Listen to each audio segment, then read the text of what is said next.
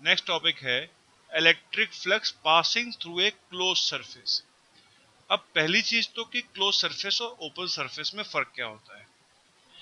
एक close surface is one which is close from all sides.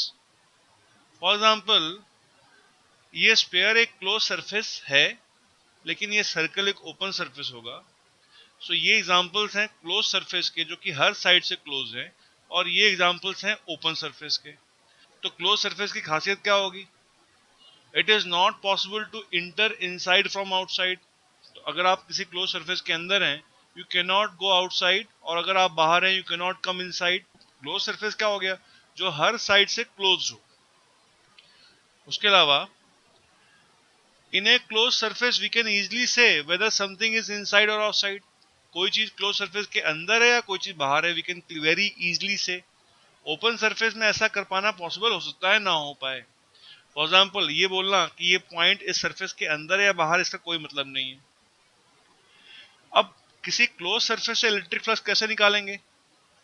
To find electric flux through a closed surface, we do exactly the same as for an open surface. क्या करेंगे? We break the area into infinitely small area dA. इस area को infinitely small area dA में break करेंगे और हर point पे electric field निकालेंगे। Find infinitely small flux d phi equal to E dot dA. Her point पे electric field निकाली, E dot dA निकाला, वो किसके बराबर? इन्फिनाइटली स्मॉल फ्लक्स के बराबर। और total flux will be equal to integral of d phi, और ये इंटीग्रल बराबर हो जाएगा integral of E dot dA के। अब क्योंकि हमने ये इंटीग्रेशन क्लोज सरफेस पे किया है और किसी भी एरिया dA को नहीं छोड़ा है, ऐसे सारे फ्लक्स को जोड़ने के बाद हमें टोटल फ्लक्स मिल जाएगा इस क्लोज सरफेस पे। और क्योंकि ये इंटीग्रेशन क्लोज सरफेस पे किया गया है, ये बताने के लिए इस इंटीग्रेशन पे हम एक सर्कल बना देते हैं। दिस सर्कल ओनली रिप्रेजेंट्स कि ये इंटीग्रेशन एक क्लोज सरफेस पे किया गया है। सो जैसे हम ओपन सरफेस से फ्लक्स निकाल रहे थे, वैसे ही क्लोज सरफेस से भी फ्लक्स निकालेंगे। यहां पे भी dA क्या है? dA is the infinitely small area taken perpendicular to the plane of the area outward. Close surface में जो हम dA की डायरेक्शन लेंगे, उस क्लोज सरफेस के बाहर ली जाएगी। And what is E here? E is the electric field that passes through the area dA. इस dA पे जितनी इलेक्ट्रिक फील्ड वो E है। And what is E dot dA? E dot dA इस surface से पास होने वाला छोटा सा फ्लक्स है। E dot dA is the infinitely small flux passing through the dA. And what is integral of E dot dA?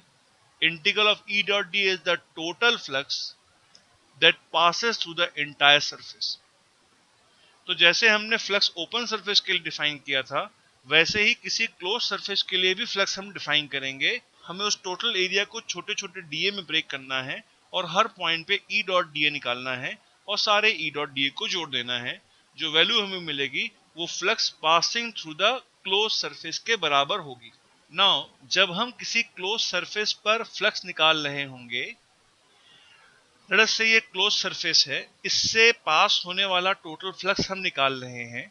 हमें इसको छोटे छोटे एरिया डीए में ब्रेक करना पड़ेगा, और इस बार हम डीए की डायरेक्शन परपेंडिकुलरली आउटवर्ड लेंगे। ये क्लोज सरफेस एक इलेक्ट्रिक फील्ड में रखा हुआ है।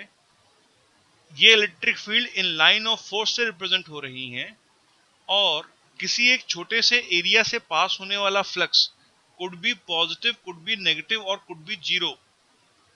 सो a closed surface is kept in an electric field, the area vector dA by convention is taken normal to the surface and point outward. The flux through an area element, एक area element dA से पास होने वाला flux can be positive. For example element 1 पे, ये element 1 है, इससे पास होने वाला फ्लक्स पॉजिटिव होगा, और could be zero.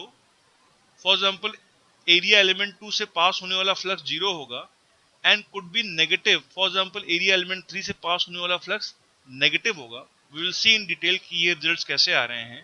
D phi could be positive, एक छोटे से एरिया से पास होने वाला फ्लक्स पॉजिटिव होगा, when angle between E and d A is less than 90। तो फॉर एग्जांपल एरिया 1 में जो नॉर्मल है वो और इलेक्ट्रिक फील्ड के बीच में एंगल लेस देन 90 है, इलेक्ट्रिक फील्ड इधर है और एरिया नॉर्मल इधर है, इनके बीच में एंगल लेस देन 90 है।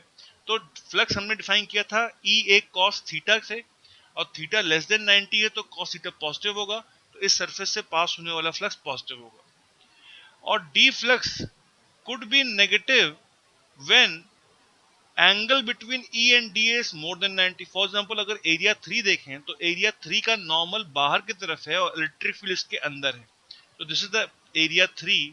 एरिया 3 पर एरिया वेक्टर बाहर की तरफ है और इलेक्ट्रिक फील्ड अंदर की तरफ जा रही है, और ये एंगल थीटा मोर देन 90 है, एंड देयरफॉर डी फाई इस छोटे से सरफेस से पास होने वाला फ्लक्स नेगेटिव होगा। उसी टाइप से एक छोटे से एरिया से पास होने वाला फ्लक्स जीरो भी हो सकता है when angle between electric field and d A is equal to 90। तो फॉर एग्जांपल एरिया 2 को देखें, एरिया 2 से पास होने वाला डी ए इधर है और इलेक्ट्रिक फील्ड इस डायरेक्शन में है, इनके बीच में एंगल 90 डिग्री है, तो इस सरफेस से पास होने वाला फ्लक्स जीरो हो जाएगा।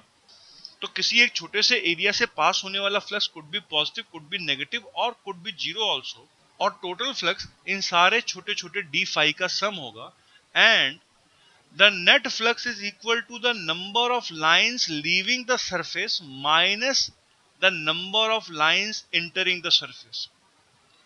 जहां पे लाइन बाहर निकल रही होंगी वहां पे डीए और इलेक्ट्रिक फील्ड के बीच में एंगल लेस देन 90 होगा, जहां पे लाइन इंटर कर रही होंगी अंदर वहां पे इलेक्ट्रिक फील्ड और डीए के बीच में एंगल मोर देन 90 डिग्री होगा, तो वहां पे फ्लक्स नेगेटिव होगा। और जहां पे लाइन डीए के प्लेन में है वहां पे नॉर्मल और इलेक्ट्रिक फील्ड के बीच में एंगल 90 डिग्री होगा, तो इस सरफेस से कोई भी फ्लक्स पास नहीं कर रहा होगा। तो जो नेट फ्लक्स पास करेगा वो बराबर होगा जो टोटल लाइंस बाहर निकल रही हैं माइनस जो नेट नंबर ऑफ लाइंस अंदर इंटर कर रही होंगी, and thus electric flux that is equal to E dot dA will be equal to the net number of line leaving the surface, जो कि सरफेस से बाहर जा रही होंगी। किसी क्लोज सरफेस से पास होने वाला इलेक्ट्रिक फ्लक्स पॉजिटिव होगा अगर नेट नंबर ऑफ लाइन उस सरफेस से बाहर जा रही होंगी, और किसी क्लोज सरफेस से पास होने वाला इलेक्ट्रिक फ्लक्स नेगेटिव होगा अगर नेट नंबर ऑफ लाइन उस सरफेस के अंदर इंटर कर रही होंगी, और अगर जितनी लाइन निकल रही हैं उतनी ही लाइन इंटर कर रही हैं तो उस सरफेस से पास होने वाला इलेक्ट्रिक फ्लक्स जीरो होगा। और we can say that integral of E dot d is equal to zero. इसका मतलब ये बिल्कुल नहीं है कि इलेक्ट्रिक फील्ड जीरो होगी, इलेक्ट्रिक फील्ड होगी लेकिन ई डॉट डी ए का इंटीग्रल जीरो होगा, क्योंकि जितना पॉजिटिव फ्लक्स होगा लाइन के बाहर निकलने की वजह से उतना ही फ्लक्स नेगेटिव होगा, उतनी ही लाइन अंदर आने की वजह से,